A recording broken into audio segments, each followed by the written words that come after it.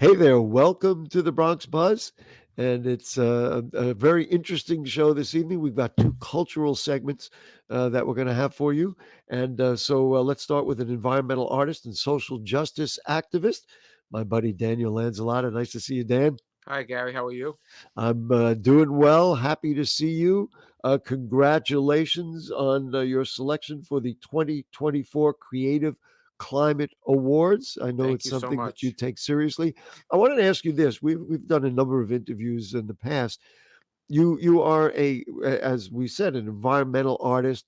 Um, did you were you an artist before you got into your social justice activism, or did that start you to say, hey, I can communicate about my concerns with social justice if I present things in an artistic way? Well, I would say I was an artist all along, growing up in the Bronx, uh, and being in my space where I grew up at the end of the number two line in Wakefield, um, Woodlawn area. So I went to school to college to become a set and lighting designer, which is in the arts. And so I've always been an artist, so to speak. And when I lived in France, I started making plastic things on the beach with my son.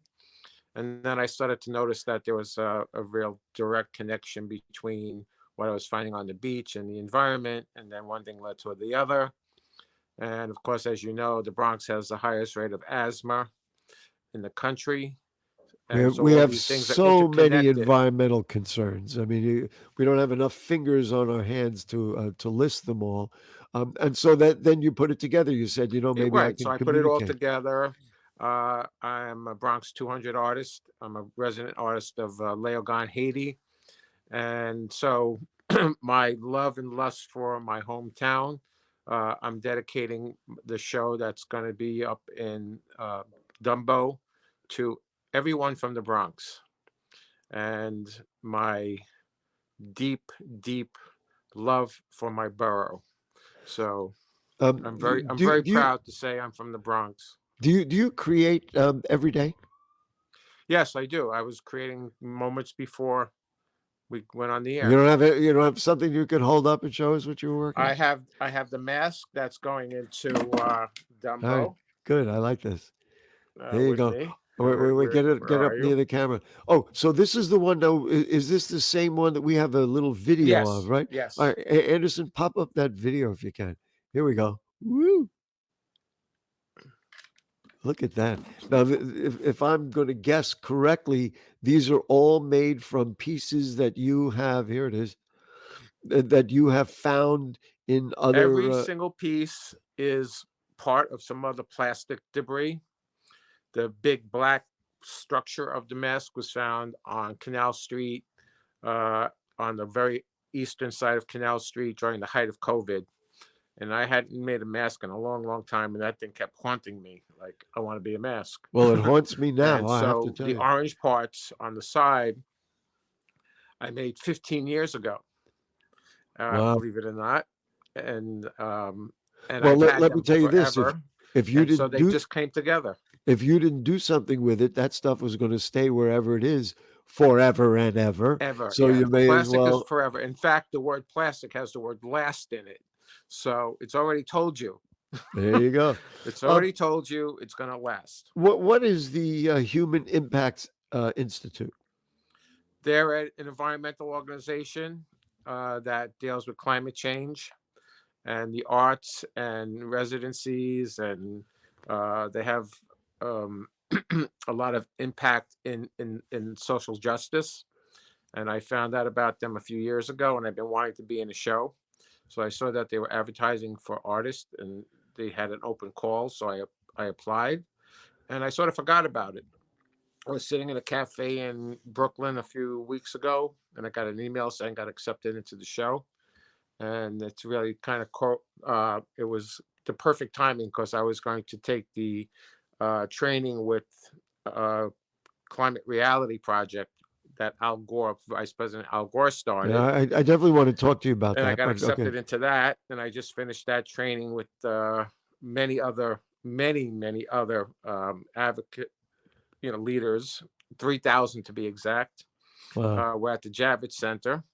But let's just go back to the display down in Dumbo. Yeah. When is it? Where is it? You say it's dedicated to the people of the Bronx. Let's invite the Yes. people of the So Bronx that's to going to come see be it. at the Creative Climate Awards. That's April 21st. Okay. And that's 38, let's see, 38 Washington Street in Dumbo. Okay. Uh, the public can go at 5 o'clock, I believe. And if you go to humanimpacts.org and scroll down to see when the tickets Humanimpacts.org. are available, Okay. uh, that's the best way to do that. Do you find when you go to these events, now I realize the Al Gore thing, and don't worry, we're going to talk more in depth about that. Do you find when you go to these kinds of things or participate in these things that you're part of a larger community and it's somewhat comforting to know that there are more people out there who agree with what you agree with and do what you do? I would say that's true. Yeah, it's nice to be in a like-minded energy. You're one of those folks who is a like-minded energy. Um, and it's quite shocking to me to realize that that's not always the case. Because when I actually wear a lot of my sculptures on my jacket and my shirts, at least one all the time. And the conversations I've had and the inquiries are just mind-boggling. I mean, the People don't get it. interaction just from wearing a very small brooch, it's really kind of stunning to see how people are attracted to this, and how unaware people are about how I colored the plastics when I never colored the plastics. It's a very rare moment that I do anything to the plastic except use it as I find it. Right. And that's And always been mind-boggling to me, that people are so not aware. And then we have conversations. and you try and educate them. So I guess in that way, there is some success to doing what you do to changing people's minds. Because listen, you can stand in the street with a loudspeaker, but if you can go one to one, maybe you make a little change. I'm a one-to-one guy. I went to the climate march back in the summer. Right. That was staggering. I mean, that was overwhelmingly gigantic, and you get to see who's out there. Young people specifically are very concerned. If I'm very glad to see that's happening, Because and it they've should be taken inherited a seriously world. because it is real. Yeah, they've inherited a world that they didn't create, and they're concerned about it. Let's get into this 3 day training with Vice President Al Gore. I shared with you recently that, listen, this guy predicted exactly what we're getting weather Yes, wise he did. 25 years ago with his Inconvenient Truth movie. And he told us all, if you don't make a change, you're going to get floods, you're going to get hurricanes, you're going to get the kinds of weather that have been stirring. We don't get regular rainfall anymore. We get storms. And Right. this was something Al Gore told us Rain bombs. 25 years ago. So tell me about that training. Well, I was quite uh, surprised by how incredible it really was. I mean, there were 3,000 like-minded people from all over the world, from all over the country, and the amount of people that Al Gore and the Climate Reality Project put together in New York City for the first time. This was their 55th training, Wow. and And I mean, it was just staggering what does he train you to do? to become a climate leader, to get out there and speak up, and to bring people on and educate people and sort of wake people up to what is exactly happening. And those people who are most impacted are in the Black and Brown communities, which I come from. And it concerns me to know that that aspect of it is environmental racism, and that needs to be addressed, and it needs to be addressed very quickly. Did you get a sense that he is angry because he said, "I told," it's like, "I You told know, you he this was going he to is happen." I mean, he the has a right to man. do that. The man is he's unbelievable. He has such command of the subject matter. He is brilliant in how he delivers it. He is concerned. He is alive. He's well informed. He's sharing, and this didn't cost one dime to do. He fed us. He gave us Oh, there you go. information. He had some of the greatest speakers I've ever heard. And where did this Um, take place? You need you need Yankee Stadium to do 3,000 people. well, they pulled it off, and they pulled it off rather Where well was it? at the Javits Center. Oh, was it the Javits Center? Okay, I'm sorry. Yeah, that's a big place. Yes, of course, of course. I was being facetious when I was saying that, and so he did it like in an auditorium. It's just incredible. What did you take away from that that you didn't know? Because if Well, we've that's a had a very good number of question. conversations, and we all know what's going on out there. I'm glad to see that Joe Biden is on with this and is, doing something about it. I'm also happy that New York State is very active. I'm very concerned about the rest of the population and waking up before it's too late. But for myself, I'm concerned about how the art world does not participate in using materials that are not affecting the environment. So I'm trying to start Very my own interesting. kind of branch off from what they have taught me there and the training, and that's a non. Um, it's a non-extractive art form that I'm trying to put out there. So I'm taking plastics out of the environment.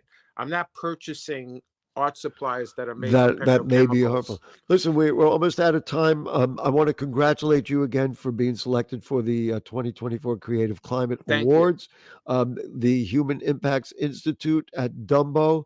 Again, how do people find out about that? You go to humanimpactsinstitute.org, their website, scroll down till you see where this is happening on April 21st, and the Right. public is invited to go at 5 o'clock. And our friend Daniel has dedicated his work to the Bronx, and that's Yes. a beautiful thing.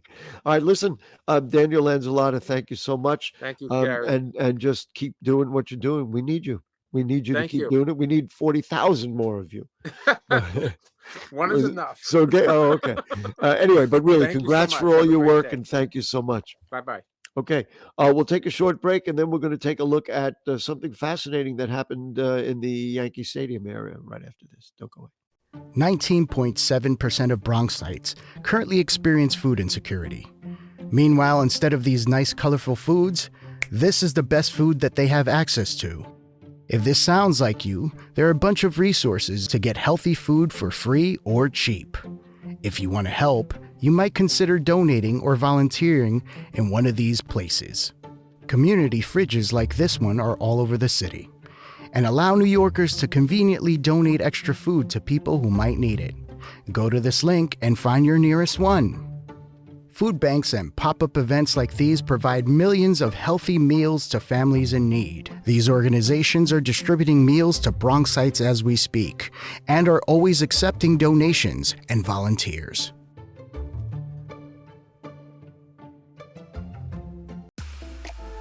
This year, BronxNet Community Television needs your support.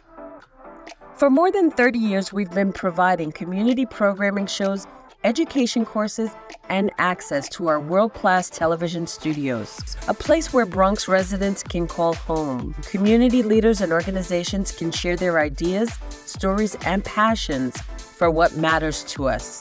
We are still going strong, working hard each day, building new studios, creating new jobs, and expanding our digital inclusion opportunities so that your voices can still be heard. Every dollar counts. Donate to BronxNet and keep the momentum going and continue building a better Bronx with BronxNet.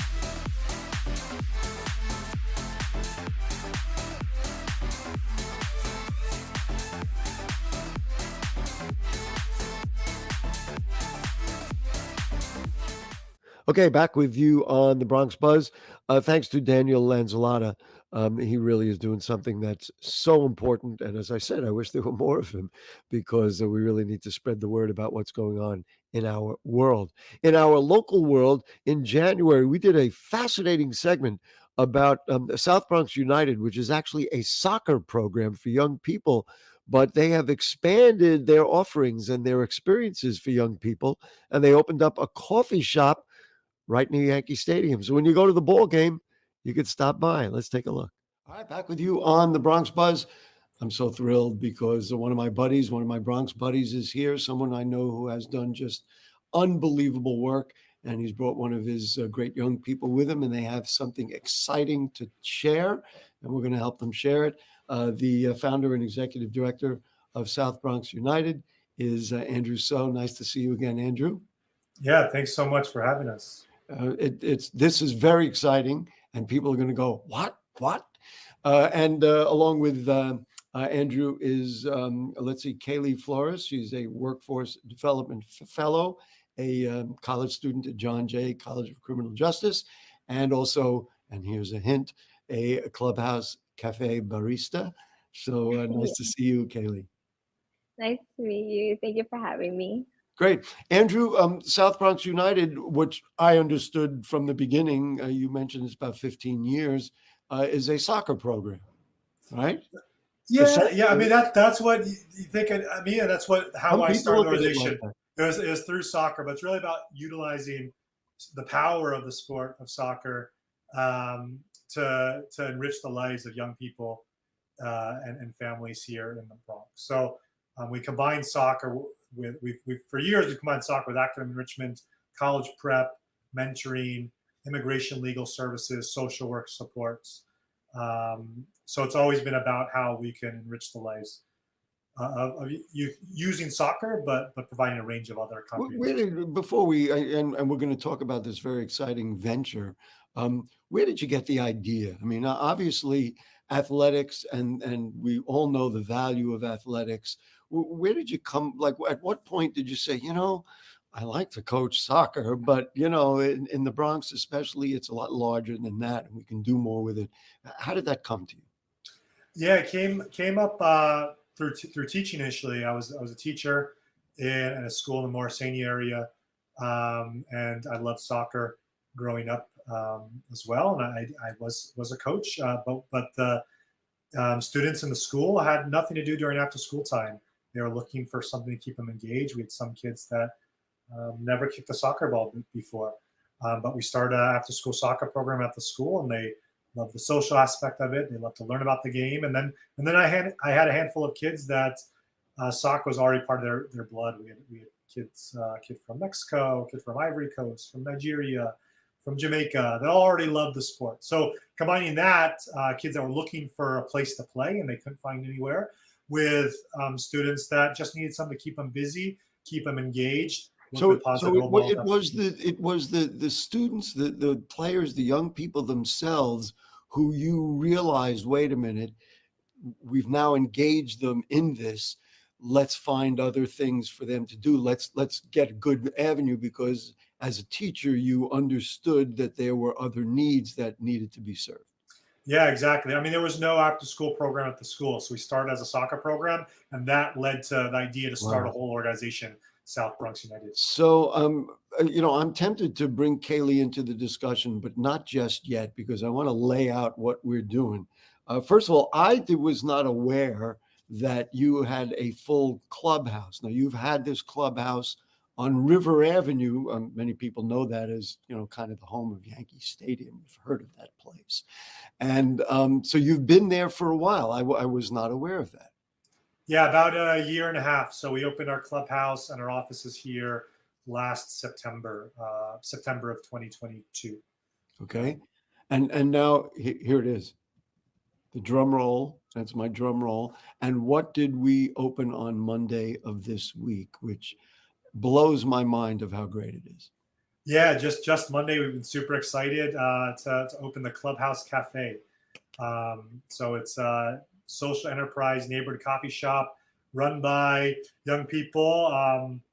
Maybe I'm giving away here, but young people like Kaylee, who get behind the bar, serve the community, but also are learning and building job skills through weekly job skill workshops and training as baristas and being here to serve the community. Wow, what a wonderful experience. Okay, now Kaylee, nice to meet you. And tell us. So first of all, tell us, did you play soccer before you met Andrew and were part of South Bronx United? Yes, I started playing soccer in 5th grade but I didn't find out about South Bronx United until I joined high school, Where did sophomore you year go of to high high school? school. Where'd you go? I went to high school for law, advocacy, and community justice. Okay. And I had so a couple of friends. then did you played soccer in high school, or you kind of gravitated towards South Bronx United? I was guided by South Bronx United. That's good. I like that Yes, idea. And now I say we, we've opened a cafe, and tell me when you heard about that, was it of interest? Was it exciting? Tell me something about that. it was exciting. I was on tutoring. I was doing it was during college prep. They came in, the staff, and they were telling us about the cafe, how SBU was hiring adults my age to work for coaching or cafe. And it was something I wanted to try out since I worked in a cafe before. I wanted to have more experience on it, and I guess I gave it a try. And here you are. The notion of and it's a job, right? I mean that's how it works out, right? I mean, Yes, and so it's a job, it's a skill. It's certainly a job and a skill as you move through. I mean, you may not do that all your whole life. You're a college student with objectives, but this is a real good thing for you and other young people, isn't it? yes. What? Tell me why. It teaches us at a young age how to work, and it's better for us as young kids to have experience because after college or after our education, we're eventually going to have to get a job, and some of us don't really have much experience. Or much skills or something on your Or, resume. yes, Right. yes, What I'm just listen, I where I got the address is 812 River Avenue, down the block from that little place called Yankee Stadium. I realize it's January now. Do you realize that there will be 45,000 people around that cafe 81 times a year? I mean, do you realize how popular the place is going to be and how excited? I mean, I'm excited. You must be thrilled, right? I mean, everybody's going to be coming in there. yes. I'm very excited. I would like for everyone to know about the Club House Cafe. It's a very beautiful place to be Mhm. inside. And you're in the cafe now, so that mural that we're looking Yes. at is just among the visuals. What's it been like? I mean, it's only a day and a half, but what do you like doing the work? Yes. I like the coworkers as well. Everybody's very friendly here and Mhm. nice. We've Are been these people receiving, you played soccer with? yes. Oh, so of course they're friendly and nice. You pass them the Yes. ball, they love you. Yeah. Um, We've also had amazing customers come in. Um, they'll tell us amazing things about like bringing light to the community for opening a cafe. Yep. And but again, people from all over are going to know about it. I just think it's wonderful. Now, Andrew, uh, you don't get the coffee out of nowhere. You've been working with some existing structures to put this together, which, frankly, from my perspective, is ingenious. Just tell us who gets credit for like supporting and working with you. And let's see, I saw several treats of cookies, croissants, and muffins. Yeah. And you did that through a local group, didn't you? Yeah. There's been a support from a number of different areas. We definitely couldn't do this alone. I did not come in with a background. But we have a board member that owns several cafes in the city who's brought that experience. And then Devoción Coffee, we have to give a huge shout out. They've been the key partner in this. They've donated equipment to get us started. They've provided a great deal on the coffee, and they provide training for the fellows to learn to be baristas. You didn't mention my buddies over there at Motley Kitchen. It's Yes, the so Motley we want Kitchen to. I over want to there shout in out Mount Haven. Sod, and then Motley Kitchen is amazing. If you come by, get the pastries from Motley Kitchen. We have some desserts from Sully and Vanilla. That's another bakery down based in Port Morris area, and then the teas is supported by Harney and Sons Fine Teas. that have donated a bunch and are supporting the endeavor. Kaylee, I guess in addition to learning how to, make the coffee, I'm actually drinking coffee here. It was made by my Keurig machine. I didn't get down there. I will get down there. I can guarantee you that. But you learn, like you heard what Andrew was just talking about running a business. You learn also about running a business. I mean, Yes. want to make a living, you got to get the product in and all that kind of stuff, right? I mean, that's been part of the education. Yes. Are you still playing soccer? Yes, I am. I am still playing for the girls U19. I am their goalkeeper. Oh, you are. Yes. All right. And how do you play now in the winter at all? Right now, Pouring no. raining today, so I don't know. Yeah. Today. For now, no. We're still on break until March. We enter our spring season. Mm-hmm. And Andrew, do you still run the soccer program? I mean, that's really the foundation of all. Yeah, that's the key that brings about.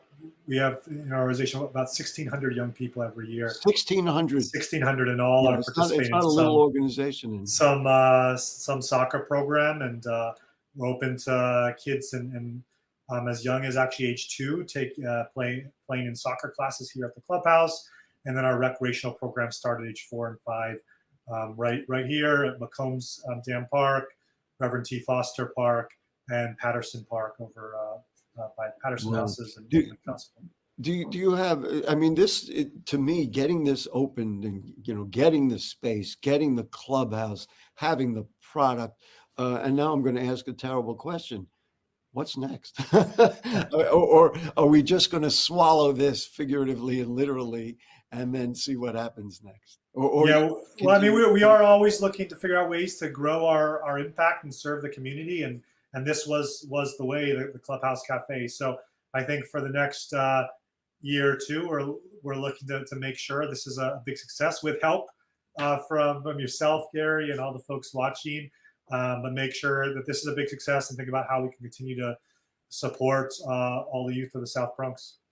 So I'm going to make the sale for you now, ladies and gentlemen, people of the Bronx. Get over there. You know where Yankee Stadium is. You know where it's not like it's a little tucked away. It's on River Avenue, 812 River Avenue. Before so you're going to be open, I guess, before Yankee games, after Yankee games, or? Yeah, we plan to extend our hours before Yankee games, so everyone's welcome to stop by then. Yeah, have a cup of coffee. And listen, I'm saying this. You guys don't have to say it. Make sure that you give your baristas a nice tip because they're working hard. These are young people from the Bronx, right? Kaylee, that was a good thing, right? I'm working for you. Okay, there you go. Again, when you go to the ball game, make sure you look for them over there on River Avenue. It's Bronx young people doing the right thing, learning and growing and being very, very productive. So go down there and have a cup of coffee on your way to the ball game or on your way out of the ball game. And that will do it for the Bronx Buzz. Thanks to Daniel Lanzilotta and to our buddies over at South Bronx United. And you know what we always say, if the curtain don't fall, the creek don't rise.